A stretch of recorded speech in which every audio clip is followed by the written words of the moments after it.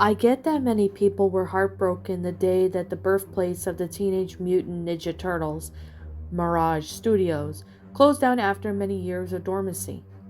Following the sale of the Turtles to one of the biggest animation brands in the world, Nickelodeon Mirage decided to reduce the operations to sell whatever merchandise they had left in the studio, apparently having been collected beforehand for display. But do any of you know the reason why Mirage sold the Turtles to begin with? Think about it. You have a worldwide sensation complete with films, shows, and games. You have to judge all to that, plus the fame for it, and you had to give it away. Not only you would change to go back to making comics, like you have been doing beforehand, but also prevent it from deteriorating.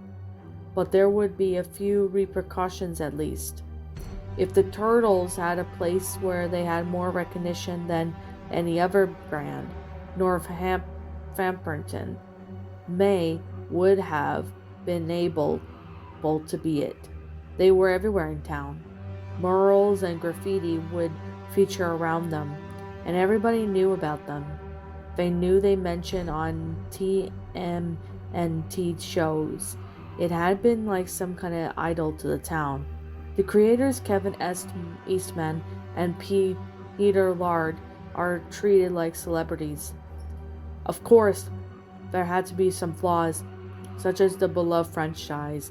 The live-action trilogy was a bit campy, and there were more bad episodes of the many shows of the franchise, if you can name any. Now, if you look for the Mirage's history, you would connect with them at certain points in the franchise. You'll get some interesting stuff. The next mutation and the inclusion of Venus represents Mirage's explanation in the 90s and subsequently increased the Teenage Ninja Turtles' popularity. Then here's Turtles Forever, the first Teenage Ninja Turtle special to be released under Nick. Since the Shredder is bent down on destroying the Turtles across the multiverse, it would be logical that he represents the disorientation of the franchise. While Eastman and Lard's cameo in the special refers to the origins of the franchise, while the duo's desire to return to comic publishing. Teenage Mutant Ninja Turtles 2007 main plot line of the Turtles' separation refers from the March team having grown apart since the sale of the franchise, while their reunion refers to the team getting back together to create the last Rowan. Many Mirage's characters weren't that Teenage Mutant Ninja Turtles were later generated into the franchise, including Fugatoad. They had pretty much got rid of nearly all their library and gave them to Nick, while they sank into the dormancy and eventually dissolution. So what happened? Why did Mirage kamikaze itself by giving away all of its characters in a single sale? Well, if you notice the teenates, Mirage had been there for 3 or 4 of them across the 25 years it has been operating. At least after the expansion, the only way you could tell if Mirage was in there if they had a corporate logo somewhere else on it.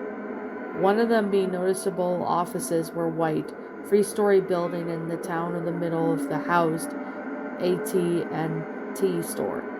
Another noticeable thing was that the turtle gargoyles on the building. Between the release of Teenage Mutant Ninja Turtles 2007 and the sale of the franchise, there had only been a few claims of strange events happening around the buildings where Mirage used to be housed. In October 2007, several months after the release of the movie, people reported seeing one of the turtle gargoyles with its glowing eyes, either having turned its head or went to different spout pose. Some people even claimed that they were missing from its pedestal.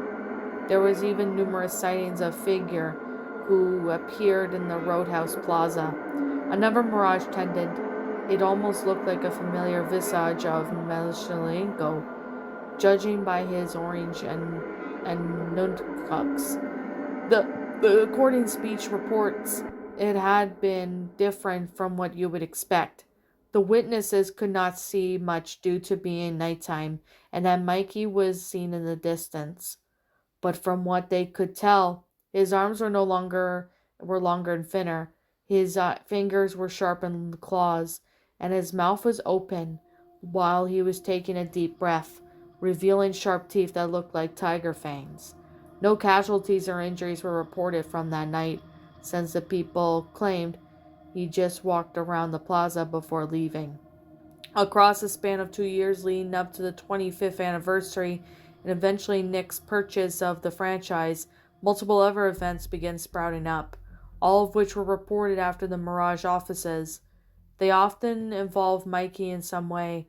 There was even instances where Mikey was spotted near a local Pizza Hut, one of the Turtles' favorite restaurants in the franchise. Then in 2008, Eastman said the unreleased interview where he saw Mikey in a nightmare he had one that year, and that was when he got closer at the figure.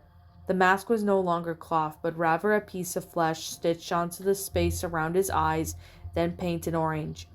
The eyes themselves were completely white, much like the comics. The mask strings behind them were still flapping like breeze was blowing on them, but they were low strips of skin and also painted orange. There was no visible blood from what Eastman could tell, but the sight of the mask alone was enough to make him gag. Mikey's tiger fangs were drooling, but he had no urge to eat the man. His creator, let alone slash him with his claws. Spikes were on his neck and torso, even some from having been merged with his shell.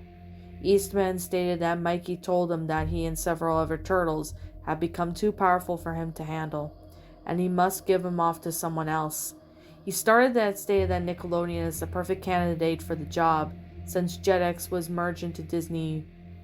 CN, the Real, is taking over most of the Cartoon Network schedule, and for kids, was already too notorious for its own dubs that I can't afford to buy another franchise. When Eastman asked Mikey what he would do if it happened to him, he replied by saying that his career industry would be untouched. He would continue to produce comics and shows for everyone to enjoy. Of course, Eastman did actually exactly what Mikey told him about. He told him about the Teenage Mutant Ninja Turtles franchise to Nickelodeon, and the Mirage crew just went their separate ways.